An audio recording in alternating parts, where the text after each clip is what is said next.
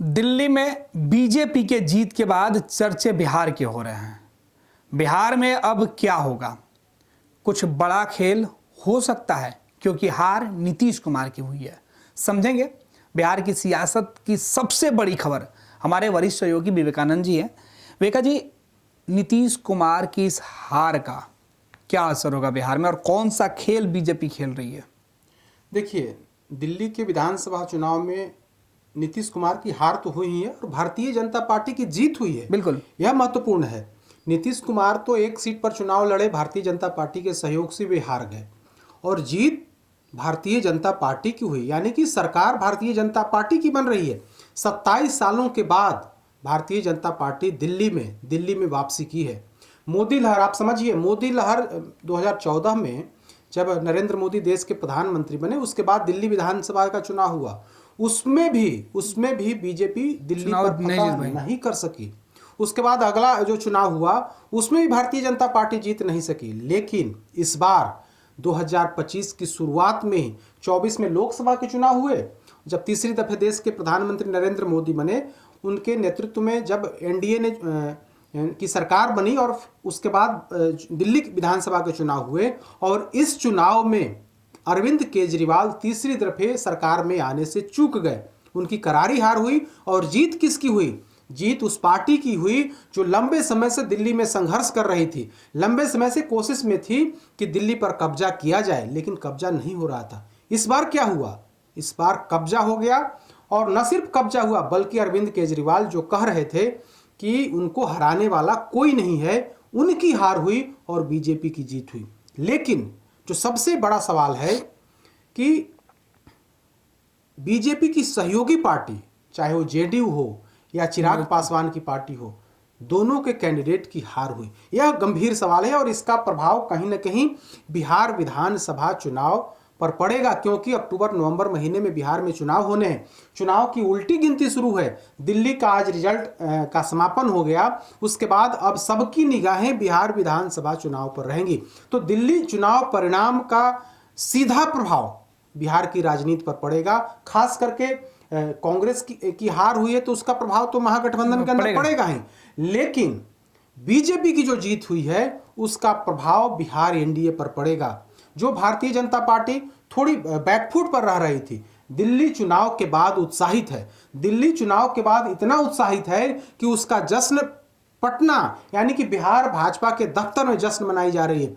जो महिला कार्यकर्ता हैं वे जश्न मना रहे हैं, होली के रंग उलाल उड़ा रहे हैं, होली के पहले होली मना रहे हैं, मतलब होली और दिवाली, होली के पहले होली और दिवाली और दीपावली दोनों एक साथ भारतीय जनता पार्टी के प्रदेश कार्यालय में है। और दूसरी तरफ कुछ ही दूरी के बाद जेडीयू का कार्यालय है, वहां पर सन्नाटा है। सन्नाटा हो भी क्यों नहीं, क्योंकि इन लोगों को लग रहा था कि जिस तरह से झारखंड विधानसभा में 2 सीटें मिली एनडीए के अंदर, 1 सीट जीत सके लेकिन 1 सीट उनकी हार हुई, उसी तरह से दिल्ली में 1 सीट मिली है, भारतीय जनता पार्टी के सहयोग से जीत जाएंगे, लेकिन बीजेपी के सहारे। लेकिन वो सपना ही रह गया।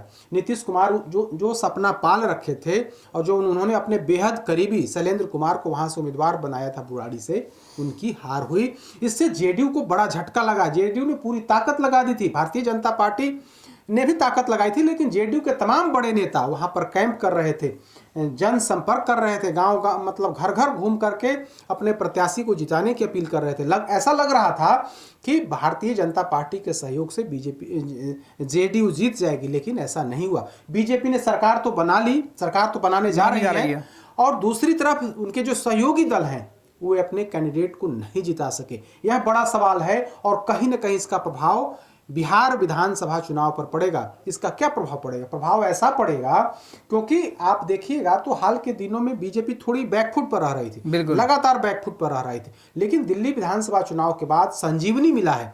बीजेपी को लगने लगा है कि आज भी जो प्रधानमंत्री मोदी का जो ऑरा है या फिर जो लोकप्रियता है, वो लोकप्रियता अभी भी कायम है, अभी भी बरकरार है।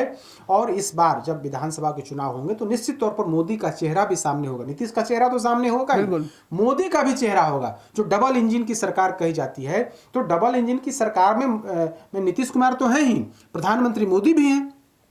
तो भारतीय जनता पार्टी अब जो है इस बार जो जिस तरीके के कयास लगाए जा रहे थे कि भारतीय जनता पार्टी को नीतीश कुमार बैकफुट पर ढकेल देंगे, वो स्थिति नहीं रहेगी। बल्कि भारतीय जनता पार्टी चाहेगी कि दिल्ली विधानसभा में जिस तरह से जीत मिली है उसका प्रभाव यहाँ पड़े, सीट बंटवारे में या फिर जो भी रणनीति बनानी हो, सरकार पर दबाव बनाना हो, इन तमाम बातों में उनकी चले। जहाँ तक सीट बंटवारे की बात है तो अभी तक की जो खबर थी कि इस बार जेडीयू मतलब बड़े भाई की भूमिका में रहेगी। 2020 में भी अगर आप सीट बंटवारे को देखेंगे तो 122 और 121 सीट बंटवारे में मिला था। 122 जेडीयू को और 121 बीजेपी को। बीजेपी ने अपने कोटे से 11 सीटें मुकेश सहनी को दे दी थी, तो 110 सीट बचा। और नीतीश कुमार ने 122 जो सीट मिली थी उसमें से 7 सीट जीतन राम मांझी को दिया था। तो इस तरह से जेडीयू 115 सीट पर चुनाव लड़ी, बीजेपी 110 सीट पर। तो 2020 में सीट बंटवारे में भी नीतीश कुमार बड़े भाई की भूमिका में थे, लेकिन वहां पर उनके साथ खेल किया गया था। 2020 में भी भारतीय जनता पार्टी ने खेल किया था। और यह आरोप कोई हम नहीं लगा रहे हैं, बल्कि जेडीयू के लोग ही लगाते रहे हैं। जेडीयू कि कई बड़े नेताओं ने आरोप लगाया है कि चिराग पासवान को अलग चुनाव लड़वा करके भारतीय जनता पार्टी ने पीठ में छुरा घोंपा, और इस वजह से उनके लगभग 3 दर्जन ऐसे प्रत्याशी थे जिनकी हार हुई। इस वजह से उनकी पार्टी 43 सीटों पर सिमट गई, यानी कि 43 विधायक उनके चुन के आए थे। भारतीय जनता पार्टी और सबसे बड़ी पार्टी आरजेडी, उसके बाद जेडीयू, उसके बाद बीजेपी बनी थी विधानसभा के अंदर 2020 बिल्कुल तीसरे नंबर पर जेडीयू थी। हाँ, तीसरे नंबर पर जेडीयू थी। इस बार क्या होगा? अब दिल्ली का जब चुनाव हो गया है तो निश्चित तौर पर इसका प्रेशर नीतीश कुमार पर पड़ेगा, क्योंकि जो कहा जा रहा था कि अभेद किला है, दिल्ली को केजरीवाल को हराना बड़ा मुश्किल है, लेकिन वह काम भी बीजेपी ने कर दिया, मोदी के नेतृत्व में पूरी पार्टी ने कर दिया।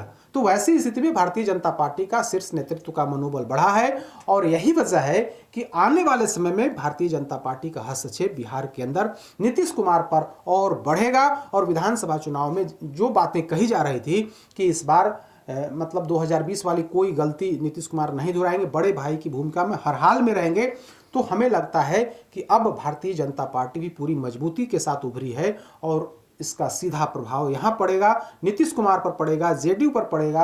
और सीट बंटवारे के में कहीं ना कहीं अब बराबरी का जो लड़ाई है, बराबरी सीट बंटवारे में दोनों दल जो है बराबर के हिस्सेदार होंगे, क्योंकि भारतीय जनता पार्टी दावा करेगी कि देखिए मेरा परचम हर जगह लहरा रहा है। आज भी प्रधानमंत्री मोदी के नाम पर लोग वोट करते हैं, उनके कामों को गिना करके हम लोग वोट मांगते हैं, और उनके नेतृत्व में ही चुनाव लड़ा जाता है। तो निश्चित तौर पर दिल्ली फैक्टर बिहार के विधानसभा चुनाव में स्पष्ट तौर पर दिखेगा। और आज दिखने लगा, जब दिल्ली में बीजेपी ने जीत हासिल की, उसके बाद पटना की सड़कों पर खास करके भारतीय जनता पार्टी कार्यालय के सामने जिस तरह का जश्न मना है, और उसके कुछ ही चंद कदम दूरी पर जो जेडीयू कार्यालय है, वहां पर पूरी तरीके से सन्नाटा पसरा रहा है, जो यह बता रहा है कि किस तरह से भाजपा का मनोबल बढ़ा है और जेडीयू का मनोबल कहीं ना कहीं टूटा है। और यही वजह है कि जब दिल्ली में इनके प्रत्याशी हारे, तो तमाम जो जेडीयू के नेता जो दावा कर रहे थे कि हम वहां जीतेंगे, उनकी पूरी बोलती बंद हो गई है। रेखा जी,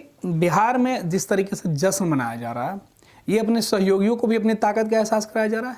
बिल्कुल, सहयोगियों को ताकत का एहसास कराया जा रहा है, क्योंकि अगर आप एहसास नहीं कराएंगे तो निश्चित तौर पर दबाव की रणनीति होगी, और दबाव तो बनाया ही जा रहा है, चाहे वो जीतन राम मांझी हो या फिर चिराग पासवान हो। तो भारतीय जनता पार्टी अब न सिर्फ नीतीश कुमार पर, बल्कि ये जो 2-3 छोटे सहयोगी हैं, चाहे वो चिराग पासवान हो चाहे जीतन राम मांझी हो, इन लोगों पर भी कहीं न उनका दबाव भी अब मतलब असरदार नहीं रहेगा। चिराग पासवान बार बार दबाव बना रहे, कई ऐसा मौका आया जब केंद्र सरकार की नीतियों का खिलाफ चिराग पासवान ने किया, भारतीय जनता पार्टी की नीतियों का खिलाफ किया, लेकिन दिल्ली चुनाव के बाद मतलब जो भी प्रेशर था, कहीं ना कहीं वो प्रेशर खत्म होते हुए दिख रहा है। यही वजह है कि जब दिल्ली चुनाव हुआ तो दिल्ली में जश्न मनने से पहले बिहार बीजेपी ने जश्न मना दिया। बिहार बीजेपी ने जश्न मना करके मैसेज दिया है कि देखिए आपकी ताकत की बदौलत नहीं, बल्कि भारतीय जनता पार्टी और मोदी की वजह से मतलब हम दिल्ली में हम सरकार बनाने जा रहे हैं, न कि आपकी ताकत से।